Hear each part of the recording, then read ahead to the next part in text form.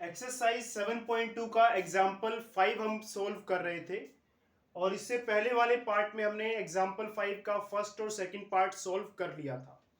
आज हम एग्जाम्पल 5 का थर्ड पार्ट सोल्व करेंगे और जैसा कि आप सबको पता होगा कि एक्सरसाइज 7.2 जो है वो इंटीग्रेशन बाय सब्स्टिट्यूशन वाले मेथड पर बेस्ड है।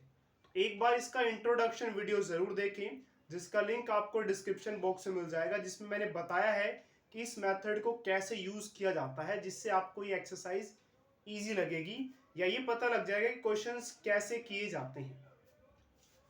तो जैसा कि हमें पता है कि एक्सरसाइज 7.2 है तो सब्स्टिट्यूशन वाला मेथड तो लगेगा ही लगेगा, पर एग्जाम में ये नहीं पता लगता ना कि एक्सरसाइज 7.2 का क्वेश्चन है या 7.3 का है, कौन सी एक्सरसाइज का है। एग्जाम में आपको ये सब नहीं पता चलेगा या फिर बताया नहीं जाएगा कि हाँ एक्सरसाइज 7.2 का क्वेश्चन है। जैसे बचपन में बच्चों से या हम जब सुनाया करते थे टीचर को, टीचर बोलता था क्वेश्चन क्वेश्चन तो समझ आता ही था, हम पूछते थे टीचर से मैम फर्स्ट नंबर वाला है लास्ट नंबर वाला है, तो हमने इस तरह से याद किया होता था। तो आप भी अगर एक्सरसाइज 7.2 को इस तरह समझ रहे हैं कि एक्सरसाइज 7.2 में सब्स्टिट्यूशन लगेगा ही लगेगा, वो ठीक है, पर आपको पता रहना चाहिए कि कब सब्स्टिट्यूशन मेथड लगाना है।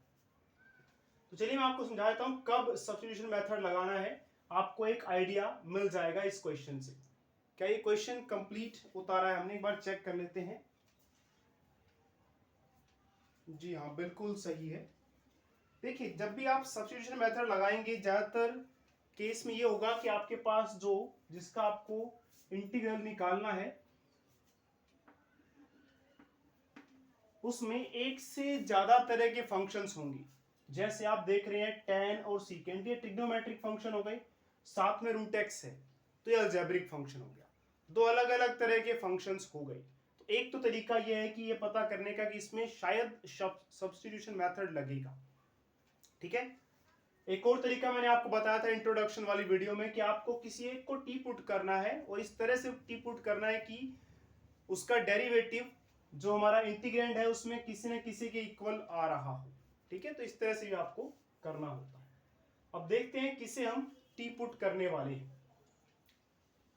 क्या हम tan रूट एक्स को टी पुट करें तो इससे कुछ होगा या नहीं होगा, इसी से ही सब कुछ होगा। देखिए पहली बार नहीं आपको पता लगेगा कि क्या टी पुट करना है, तो मुझे पता लग रहा है क्योंकि मैंने बहुत सारे क्वेश्चंस आपको करवा दिए हैं या मैंने काफी सारा पढ़ाया हुआ है बच्चों को, तो इसलिए मुझे आइडिया है कि यहाँ पे tan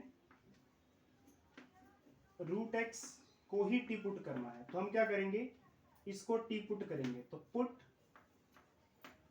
tan root x is equal to T. तो देखिए जितना आप प्रैक्टिस करते हैं मैथमेटिक्स में आपको अपने आप पता लग जाता है कि टी किसको पुट करना है, जैसे कि मुझे पता लग जा रहा है। अब इसी को टी पुट क्यों करेंगे, देखिए जो इसका डेरिवेटिव होगा वो हम देखेंगे कि जो हमारा इंटीग्रैंड है उसमें किसी न किसी के इक्वल ही जरूर आएगा। चलिए तो tan रूट एक्स को हमने टी पुट किया, इसे डिफरेंशिएट करते हैं with respect to x both sides. तो इधर भी हमने इसे डिफरेंशिएट कर दिया विद रिस्पेक्ट टू एक्स और t को भी with respect to x differentiate कर दिया। आप चाहें तो यहाँ एग्जाम में लिख भी सकते हैं differentiating both sides with respect to x, वो टाइम के ऊपर है, बट आप डायरेक्टली ऐसे दोनों तरफ डिफरेंशिएट कर रहे हैं विद रिस्पेक्ट टू एक्स, तो इतना तो खैर समझ में आ ही रहा है एग्जामिनर को। tan रूट एक्स का डिफरेंशिएशन सीकेंट स्क्वायर एक्स,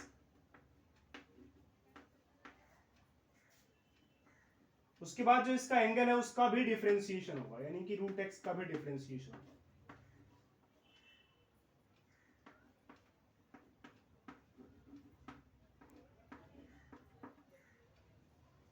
तो सीकेंट स्क्वायर रूट एक्स और यहां पे रूट एक्स का डिफरेंशिएशन यानी कि x की पावर 1/2 का डिफरेंशिएशन, रूट का मतलब पावर 1/2 होती है, तो इसका डिफरेंशिएशन। तो आपके पास देखिए आएगा सीकेंट स्क्वायर रूट एक्स। अब इसका डिफरेंशिएशन कैसे होगा, इसकी जो पावर है 1/2 ये आगे आ जाएगी और इसकी पावर एक कम हो जाएगी, तो x की पावर 1/2 है, -1 कर देंगे, is equal to dt upon dx। तो डिफरेंशिएशन आपको आना चाहिए। देखिए अगर आप इंटीग्रल्स फाइंड करना चाहते हैं, अगर आपको डिफरेंशिएशन नहीं आता है तो एक बार डिफरेंशिएशन सीख के आए पहले, फिर इंटीग्रल पर हाथ लगाएं। x की पावर 1/2 माइनस 1, तो यहाँ पे x की पावर माइनस 1/2 हो जाएगी ना। आप यहाँ से एलसीएम लेके करेंगे, 2 और 1 का एलसीएम 2 आ जाएगा, और फिर इस 2 को इस 2 से डिवाइड करेंगे 1 आ जाएगा, उस 1 को इस 1 से मल्टीप्लाई करेंगे तो 1, इस 2 को इस 1 से डिवाइड करेंगे 2 आएगा, उस 2 को इस 1 से मल्टीप्लाई करेंगे तो 2 आ जाएगा।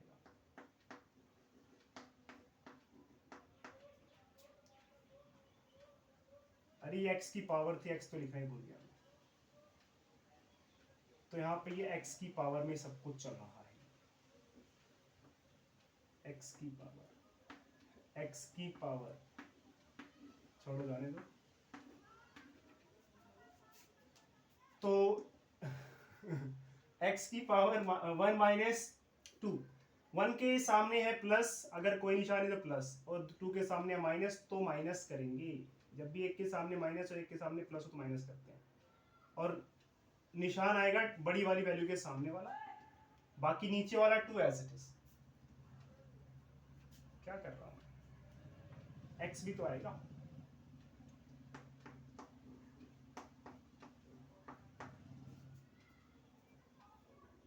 उसके बाद देखिए ये x की पावर माइनस 1/2 है, तो ये नीचे आ जाएगा हमारे पास सीकेंट स्क्वायर, ये x की पावर माइनस 1/2 है, मतलब ये नीचे आएगा और 1/2 पावर रहेगी इसकी, तो माइनस अब इसकी पावर हट जाएगी।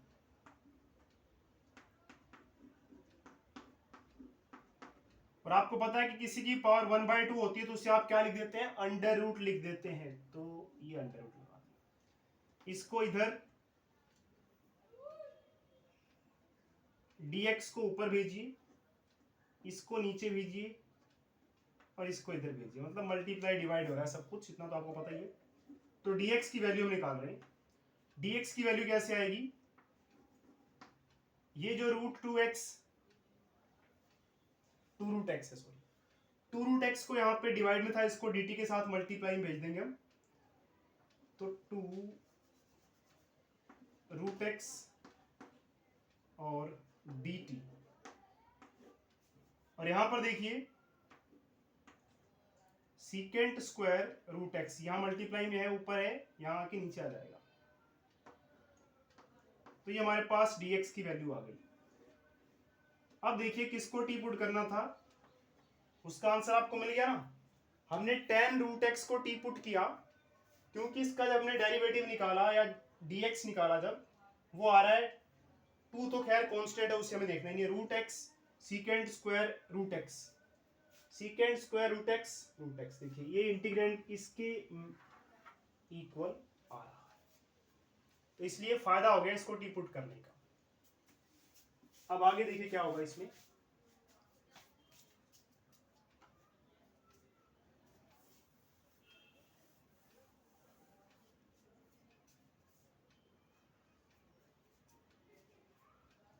अब जो हमारा क्वेश्चन है कुछ इस तरह से बन जाएगा। ये चीज जो थी tan√x को हमने टी पुट कर दिया था, इसकी पावर है 4,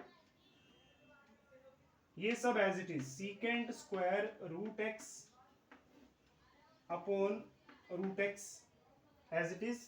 dx की वैल्यू हम निकाल चुके हैं, dx की वैल्यू है 2। तो dx की वैल्यू क्यों पुट करते हैं हम, dx निकालते ही क्यों है, क्योंकि देखिए अब हमने टी पुट कर दिया, अब हमारा सारा क्वेश्चन टी की फॉर्म में हो गया है, तो आपको अब इंटीग्रल भी विद रिस्पेक्ट टू टी निकालना है, इसलिए dx को हटाएंगे और उसकी जगह पे किसी तरह से देखिए जब dx हटाएंगे तो dt जरूर आएगा इसमें। अब देखिए ये पूरी चीज इससे कैंसिल हो जाएगी, अरे सीकेंड का सी, और ये इससे कैंसिल हो जाएगा। अब आपके पास बचता है 2t की पावर 4 dx, 2 कांस्टेंट है, इसे आप बाहर निकाल लेंगे, t की पावर 4 dx, अरे dx नहीं dt, आज बहुत मिस्टेक्स हो रही है पता नहीं क्यों। t की पावर 4, अब इसका इंटीग्रल निकालेंगे तो आपको पता है कि पावर एक ऐड हो जाएगी, t की पावर 4 + 1 5, और नीचे भी 5 प्लस c, ये आ गया आपका फाइनल आंसर, नहीं आया है। आंसर को x की फॉर्म में लाना है तो 2t हमने माना था tan रूट x को। अब इस dx का कोई काम नहीं है, इसका काम जो था वो हमने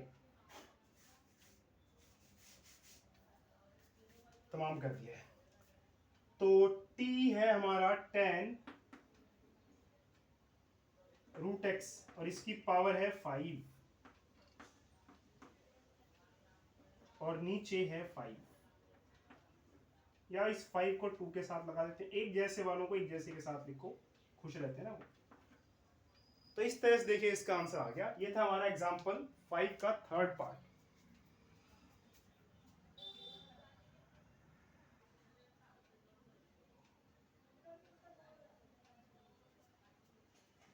चलिए तो बात करते हैं एग्जांपल 5 के फोर्थ पार्ट की।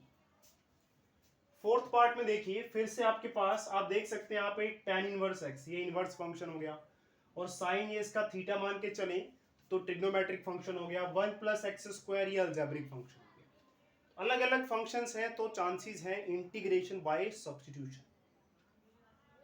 अब किसको टी पुट करना है ये सवाल आता है। साइन इस पूरे को टी पुट कर दें, सिर्फ इतने से करें या फिर इसको करें, तो tan इनवर्स x को टी पुट किया जाएगा।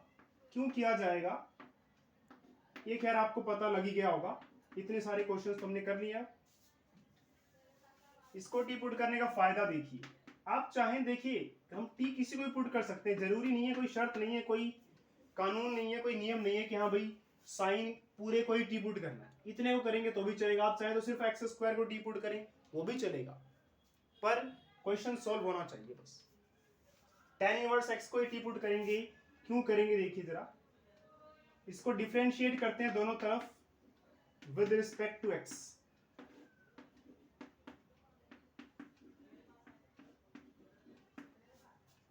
अब tan इनवर्स x का differentiation 1/1 plus x square is equal to dt by dx। हमें यहां से dx निकालना है, पता नहीं क्यों, क्योंकि अब हम इसे t पुट कर रहे हैं तो हमारा क्वेश्चन पूरा t की फॉर्म में चलेगा। तो अब हमें इंटीग्रेशन भी विद रिस्पेक्ट टू t करना है, ना कि विद रिस्पेक्ट टू x। तो यहाँ पे dx हटाना है, किसी तरह से dt लाना है, तो इसलिए dx की वैल्यू निकाल लेते हैं हम। इसको ऊपर शिफ्ट कर दीजिए और इसको यहाँ पे, तो dx मल्टीप्लाई 1 dx हो जाएगा और 1 प्लस एक्स स्क्वायर साथ में dt। नजर आ रहा है ये सब? बिल्कुल नजर आ रहा है। dx की वैल्यू हमारे पास आ चुकी है, ये क्वेश्चन इतना टाइम नहीं लेगा देखिए। उसके बाद साइन tan इनवर्स x, इसको तो हम t मान चुके हैं, तो ब्रैकेट क्या लगाना, एक ही तो है, सिर्फ t, सिर्फ t लेते हैं। तो इस tan इनवर्स x को हम t पुट कर चुके हैं, तो इसकी जगह पर मैं t लिख रहा हूं। इसके नीचे था 1 प्लस एक्स स्क्वायर हमारे क्वेश्चन में, और साथ में था dx। उस dx की जगह पर मैं भर रहा हूं dx की value 1 plus x square dt, 1 plus x square dt, ये लीजिए कैंसर, बचा क्या सिर्फ साइन टी। साइन टी का इंटीग्रेशन करना है आपको विद रिस्पेक्ट टू टी, तो माइनस कोस टी प्लस सी। आंसर को टी में नहीं रखना है, एक्स में रखना है, क्योंकि क्वेश्चन हमारा एक्स में था। तो हम टी को क्या भर देंगे, tan इनवर्स x, क्योंकि t is equal to tan inverse x। इस t की जगह पर tan inverse x plus C. तो ये हो गया आपका फाइनल आंसर।